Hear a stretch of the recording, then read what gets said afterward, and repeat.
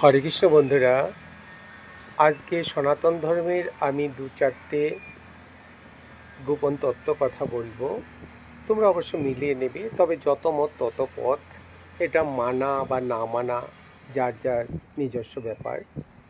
দেখো, আমরা যে মায়ের পুজো করি, সে দুর্গা বা কালী যাই হোক না কেন, শক্তির আরাধনা করি।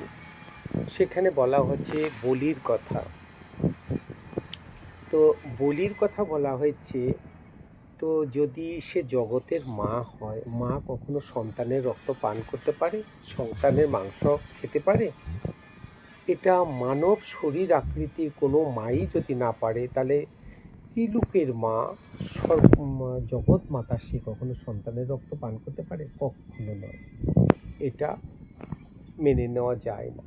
তো তিনি বলির কথা বলেছেন যে মানুষের শরীরের মধ্যে ষড়ঋপু, ষড়রূপ, কাম, ক্রোধ, লোভ, মোহ, মদ, মাৎসর্য, এই যে ষড়রূপী, এই ছটা রিপু হচ্ছে ছটা পাঠা।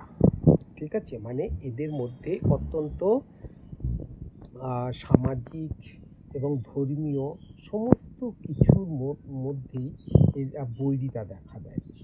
কাম, ক্রোধ, লোভ, মোহ, মদ, মাৎসর্য, এই যে এগুলিকে বলি